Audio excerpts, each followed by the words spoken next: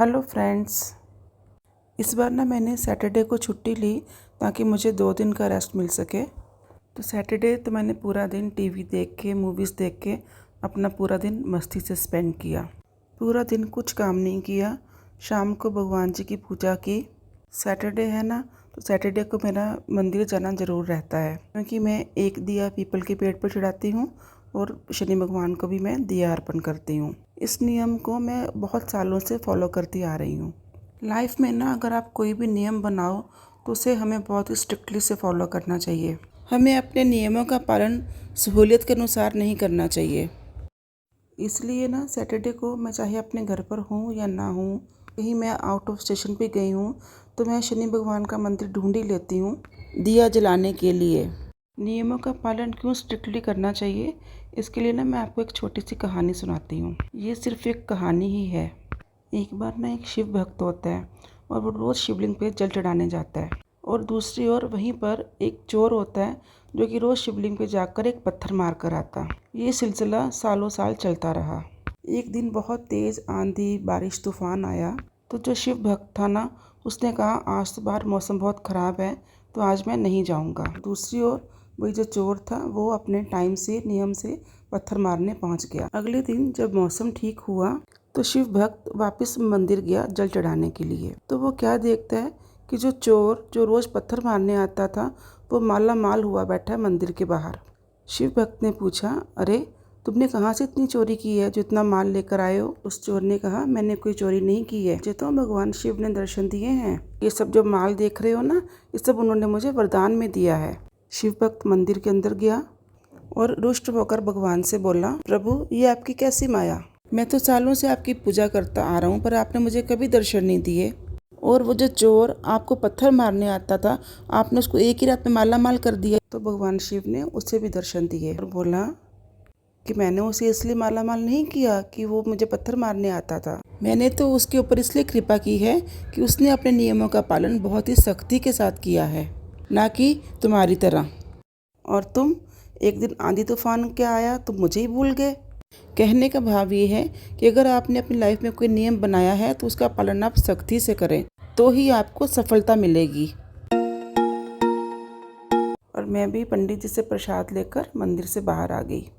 काफ़ी दिन से ना मेरी तबीयत भी कुछ ठीक नहीं चल रही थी, तो हमारी मार्केट है जो सोसाइटी के बाहर ही, वहाँ एक फ़िटनेस सेंटर खुला है। तो मैंने सोचा कि वहाँ जाकर मैं अपने लिए योगा क्लासेस की बात कर कर आती हूँ।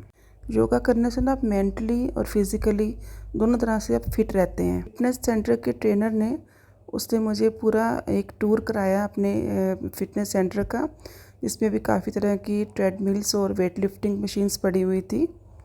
मुझे तो खैर ये सब कुछ नहीं करना था। मैंने ट्रेनर को अपनी रिक्वायरमेंट बताई कि बेसिकली मुझे योगा क्लासेस ज्वाइन करनी है। तो उसने मुझे बताया कि आप योगा के साथ साथ अदर एक्सरसाइज भी यहाँ पर कर सकते हैं।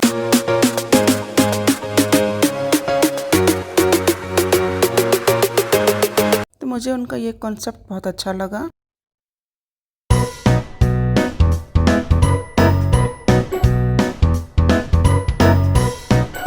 मैंने उनके साथ सब रेट वेट फाइनल किया और फाइनली मैंने अपना फॉर्म फिल कर दिया और कल से ज्वाइन करने का प्रॉमिस किया।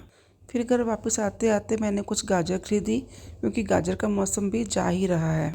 अब कल से तो मुझे अपनी योगा क्लासेस ज्वाइन करनी थी और साथ ही साथ मुझे स्ट्रिक्ट डाइट भी। तो आज तो गोलगप्पे खाने बनते ही थे। तो बस पहुंच गई मैं गोलगप्पे के स्टॉल पर और खूब चटकारे लेके मैंने गोलगप्पे खाए, और फिर एक गोलगप्पा मेरी कैमरामैन के लिए। और सच बताऊं, इतना मज़ा तो पैसे दे के गोलगप्पे खाने में नहीं आता जितना मज़ा आता है इस पापड़ी को खाने में, जो कि भैया हमें फ्री में देता है। इसे तो मैं कैसे ही छोड़ सकती थी।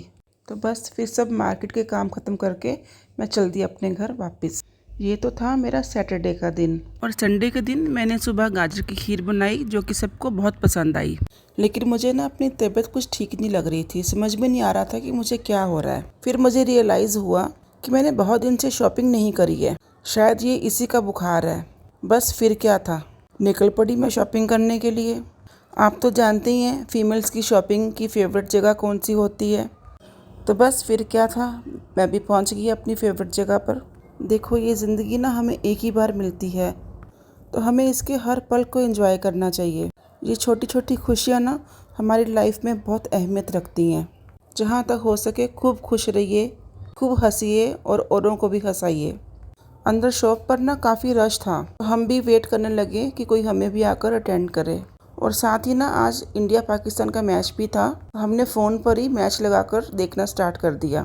साथ में ही स्टाफ ने कॉफ़ी भी भिजवा दी थी हमारे लिए, तो हम कॉफ़ी पीते पीते साथ साथ मैच को एंजॉय करने लगे। इतने में एक स्टाफ हमारे पास आई और उन्होंने हमें अटेंड किया। बहुत सी वैरायटी देखने के बाद मुझे ये चेन और लॉकेट समझ में आया। है ना ये कितना खूबसूरत।